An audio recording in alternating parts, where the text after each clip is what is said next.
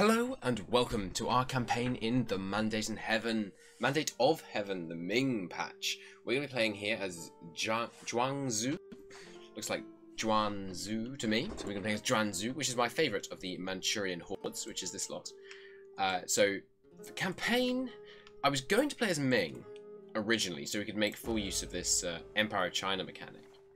But I think instead, rather than just... Oh gosh, we can see a long way. Poland. Wow. We can see Venice. We can see down here. Cool. Anyway, so I was going to play as Ming so we could experience this new mechanic. But what I thought we should do is play as Jianzhou so we can experience the banners mechanic, which is going to let us raise some troops. Although I've yet to find out where you actually do that. Is it possible one of our ideas locks it? No. No. Because that gives banners. But... anyway, we'll look into that in a moment. Yeah, so rather than just starting off with this Empire of China mechanic, instead, I think what we'll do is we'll take it. Because against Ming, as you can see here, we have a take mandate, cause a split on Ming. So what we're going to do is we're going to get powerful up here, and then we're going to... we don't know about Japan. It's interesting. We're going to declare war around here, and then we're going to declare war on Ming. We're going to take the mandate of heaven from them, which will be a big struggle, because they've got loads of vassals, subjects, although I don't think this kind of gets called into a war against you. But lots of people paying them tribute. If you look at their map mode, they've got these three already, and lots down here. And this is really dodgy because them having Korea seriously restricts early growth. Korea is normally a very tasty target for the Manchu tribes. Right, so let's check out a couple of the extra features. There will be a patch note at the same time this one goes up. So if you want to all the different changes, then that will that'll be there. So here we are. This is the Age of Discovery, which is what we're in at the moment. So in order to get all these bonuses, we have to do all these things. Discover America as a nation with a capital in Europe, Asia, or Africa. Discover at least one province in either North or South America.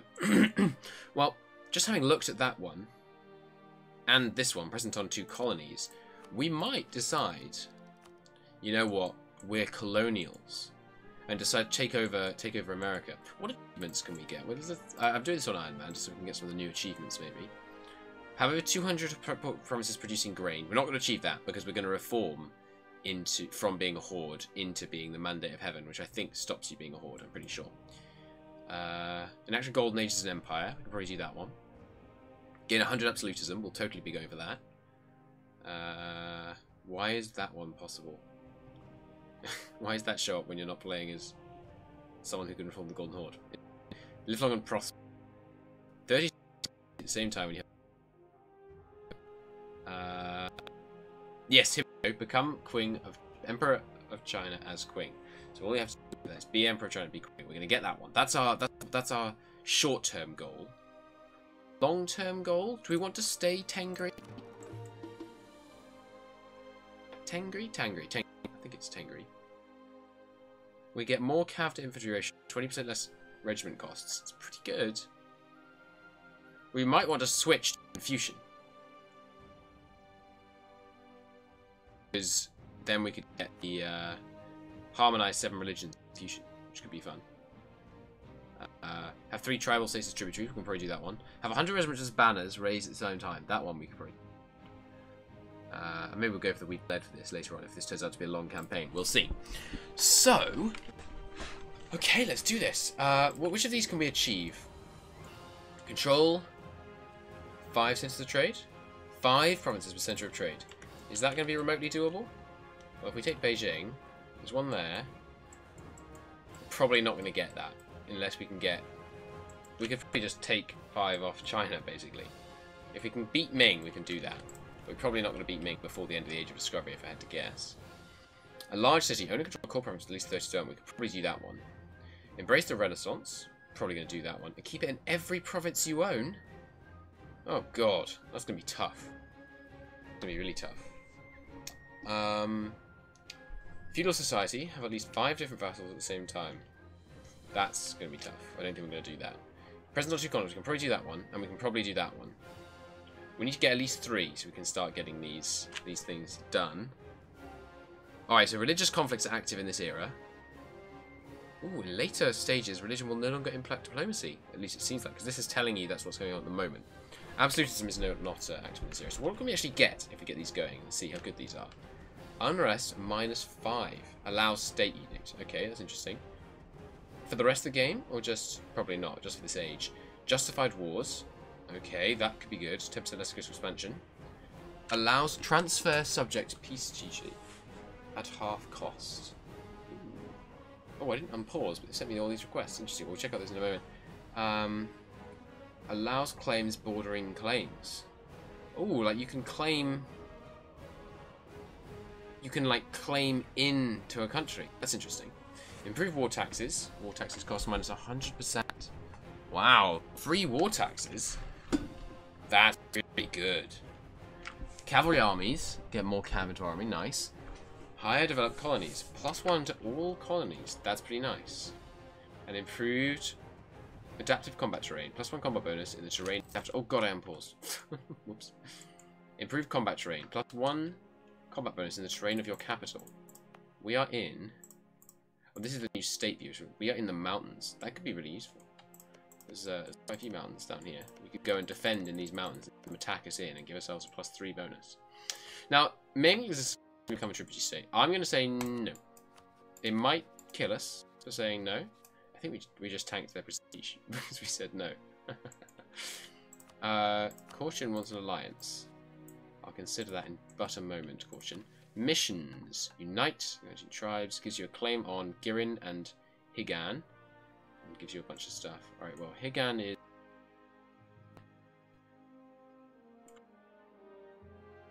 Oh, there we go. Girin. Girin is in these people that just offered us an alliance. I already dislike them. Save the Manchu people over here. Where's that?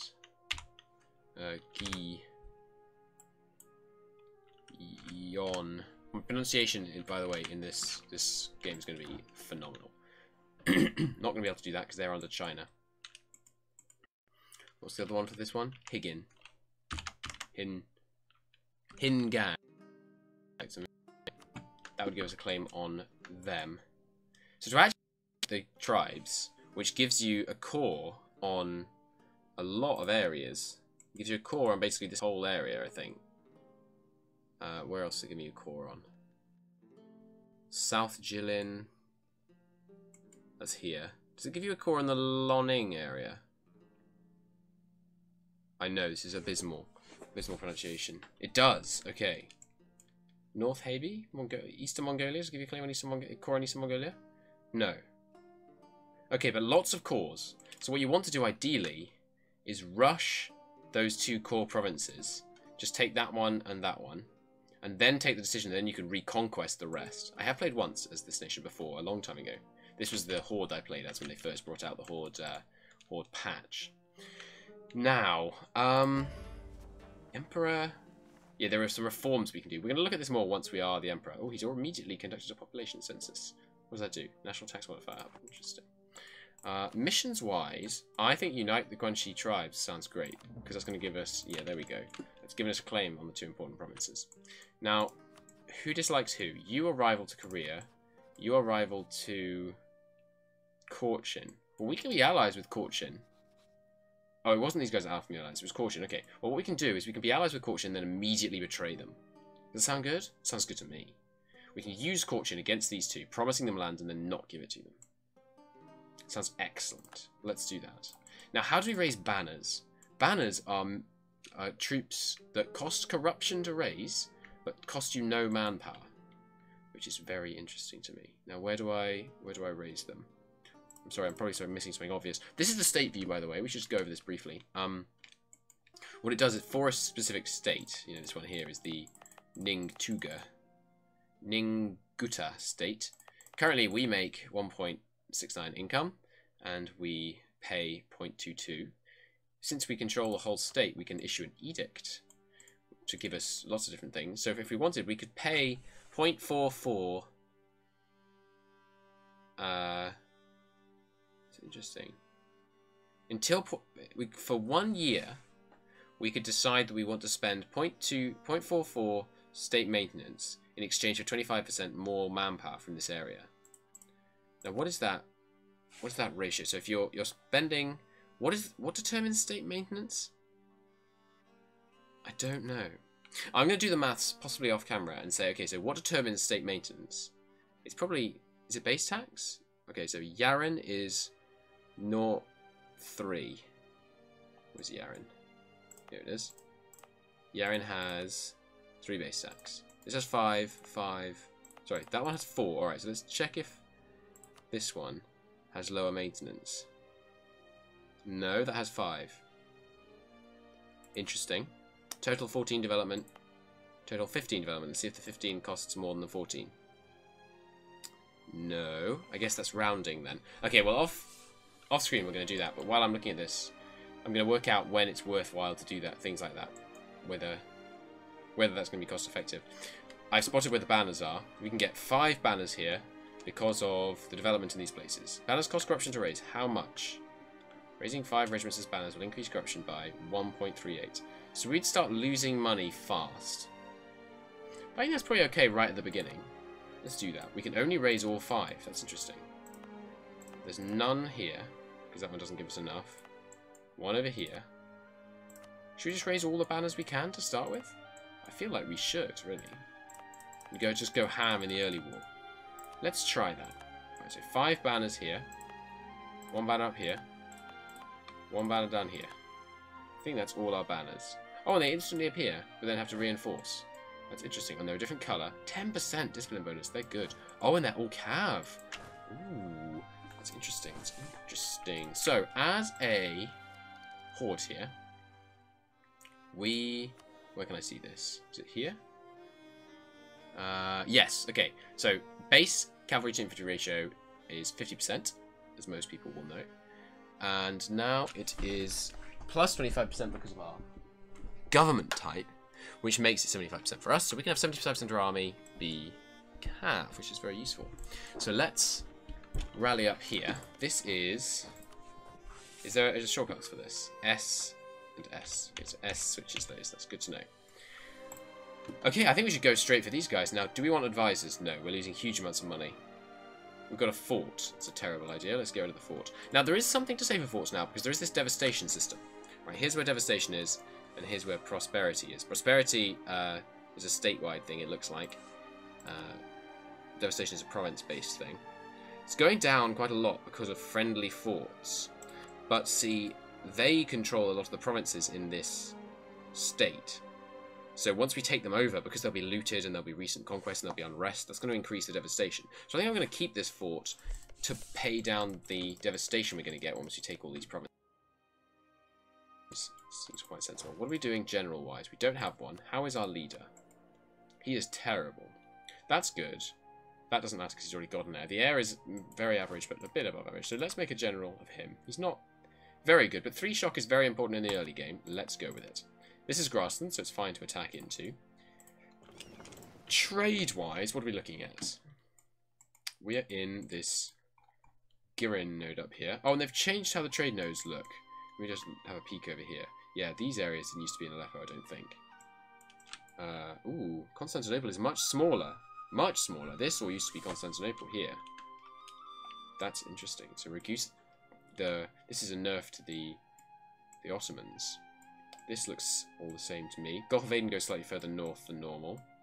Goa is has bit worse borders than normal. Bengal looks bigger than normal. This all looks quite similar to me.